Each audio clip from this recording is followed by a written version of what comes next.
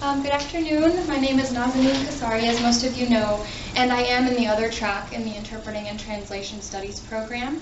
I'm in the Intercultural Services and Healthcare track, which is why I've taken on a project this semester to look into the impact of Hispanic cultural traits on end-of-life care decisions. To give a background on this topic and the demographics, it's very important to note that in 2008, the elderly Hispanic population living in the United States was 2.7 million. However, by the year 2050, this population is projected to increase to 17 million. So you can see how significant this increase is going to be. In addition, by the year 2019, which is not so far away, the Hispanic population aged 65 years and older will be the largest minority population in this age group living in the United States. So because of these demographic changes, it's very important that healthcare providers be prepared to face the new challenges that this population will bring to the medical arena, which is why I decided to study end-of-life care. So for my research project, I decided to look into how Hispanic cultural traits affect end-of-life care decisions. And I also wanted to look deeper into the possible outcomes of the effects of Hispanic cultural traits on end-of-life care decisions. I wanted to, in my research, I suggest that these cultural traits do significantly impact the end-of-life care decision-making process. And I also suggest in my research that the Hispanic cultural traits operate as negative barriers in making effective end-of-life care decisions. A big part of my research project included an extensive literature review on what is already out there. And of course I was looking mainly for the barriers in the Hispanic cultural traits that contributed to these barriers. But I also learned a lot about advanced care planning, the differences in the rates of advanced care planning between Caucasians and Hispanics. And just a summary of that little part was that Hispanics have a much lower rate of advanced care planning than Caucasians, which is why they end up at the end of life without any plans.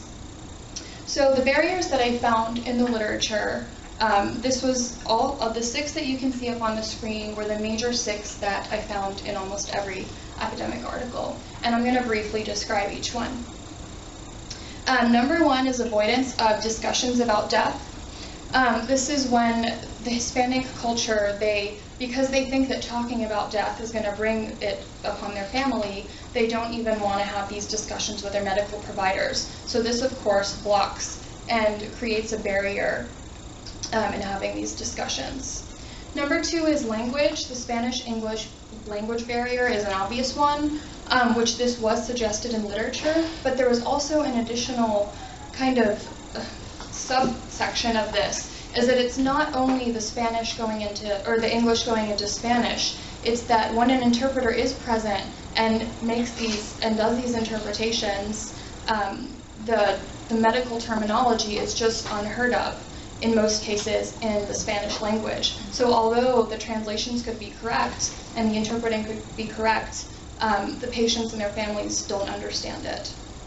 The third one, this one was really, I found it a lot in the literature on faith, destiny, and religion. In the Hispanic culture, there's a deep belief in faith and destiny, and that the control of someone's life is in the hands of God. So Hispanic patients and families, they do not wish to make these end-of-life care decisions because they believe that God will do what is meant to happen, so they wait. Also, it's important to note that they do have a great belief in miracles. So even if a patient is terminal, they will still hold on to this slight chance, which in most cases doesn't even exist, but they believe there always exists a slight chance that that a miracle will happen and the patient will come back. So again, this extends the life-sustaining treatments, and they're unnecessary. The fourth is personalismo and the lack of trust. The Hispanic culture is very relational, and they really place a high emphasis on relationships and establishing trust and respect. And they already have a lack of trust in the healthcare system in the United States. And this is made even into a bigger issue when it's a topic about death and passing away. So because they don't trust their medical providers, they don't listen to them, and they don't really take their advice to heart when they have to make these difficult decisions. The fifth barrier is the Hispanic expectations and the impact of hierarchismo.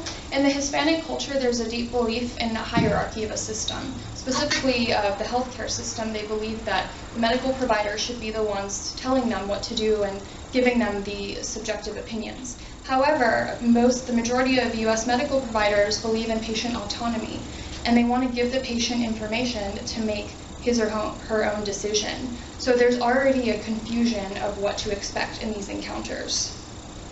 The final barrier is the Hispanic family dynamic, which is a wonderful thing in this culture because the family doesn't just include parents and children, it includes cousins, grandparents, aunts, uncles, even close friends are considered family. However, this turns into a barrier at the end of life of a patient because all of their opinions are valued, and in the majority of cases, not everybody comes to the same agreement. So when they don't agree, they compromise on prolonging life, which in most cases was probably not the best decision. So it's important for medical providers to have open communication, accommodate the culture, and have mutual understanding when dealing with this issue with the Hispanic population. So for my own research into this project, I had access to a series of transcribed interviews through my internship at Faith Health, North Carolina, which is part of Wake Forest Baptist Medical Center. The interviews were open-ended and unguided, so all the information was voluntary, and the interviewees weren't really guided in any direction by any questions or surveys. The interviewees included 2 chaplains, a member of the bioethics committee, and the Spanish-English interpreter supervisor. So my results actually were interesting because I expected to find more on certain barriers, but I didn't. They were all confirmed. So all 6 barriers I've already mentioned that I won't go over again, they were confirmed in these interviews. However, I found it really interesting that one particular barrier emerged as kind of the umbrella barrier that magnified all the other ones. And this was personalismo, trust, and relationships. So this, according to my interviewees, was the most significant barrier. And the establishment of trust with the Hispanic patients and their families could help overcome the other barriers. The interviewee one, the transcription that I read, it seemed that she was really passionate about this topic because she had had a lot of experiences with families not trusting the advice and not trusting the medical providers. I'm just going to read this because I think it's pretty important.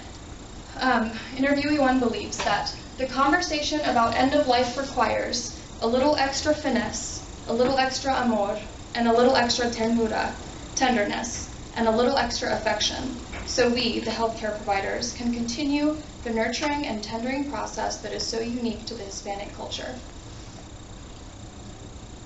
So as far as the discussion and conclusions of my research, I believe that these interviews give kind of a new edge to this topic because much of the literature I read had interviews that were very structured or had surveys that people would fill out and check.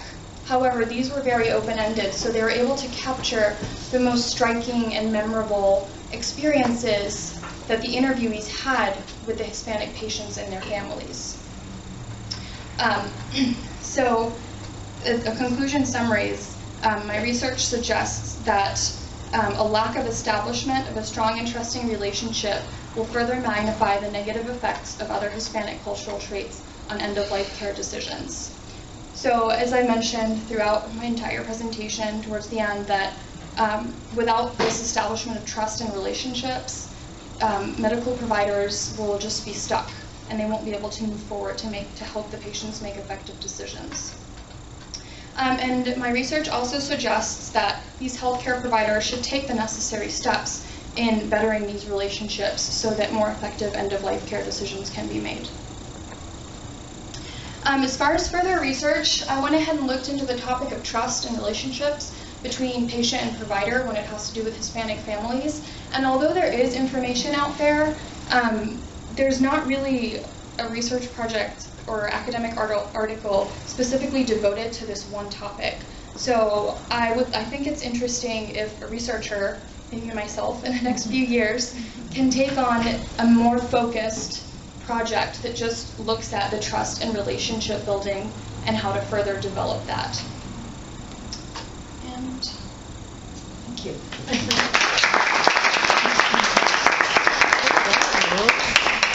Any questions? So do they don't have medical child care? Does anybody ever mention that to me? Yes, but that is a barrier because they don't understand what that is. And that kind of goes into the family unit and the family dynamic. They believe that appointing one person out of an entire network, which could be up to 20 people, is disrespectful for the rest of the family. And they believe that it's better when the entire family can sit and make a decision. So that is a question I had, and that's the answers I did find in the previous literature, so that's the main reason they don't have it. I'm interested, you spoke about making effective or more effective decisions, and I'm wondering how you operationalize that, because I would imagine that that is something that is culturally specific. So if we look at it through the lens of an American, it might not seem like the most effective decision, but if we look at it through a different lens, it could in fact be the most effective decision. So I'm wondering how you define that. Well, I was basically looking at cases where the patient was terminal and there was really no chance of coming back.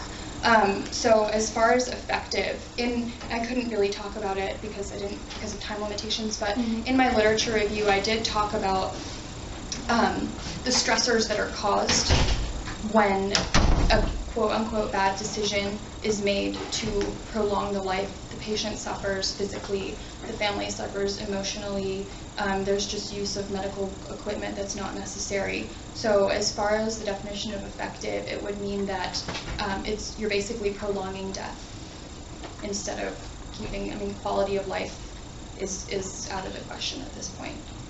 It's kind of how I looked at it. One quick question. So it strikes me that many of the characteristics you described could also be attributed to certain religious beliefs that may not fit within Hispanic culture. For instance, Roman Catholicism might adhere to some of those kinds of beliefs about end of life. And I'm wondering what role perhaps religious clergy could play in helping families to come to some decision that they're comfortable with, but also seems to be at least how we're defining the right decision in terms of what's best for the patient.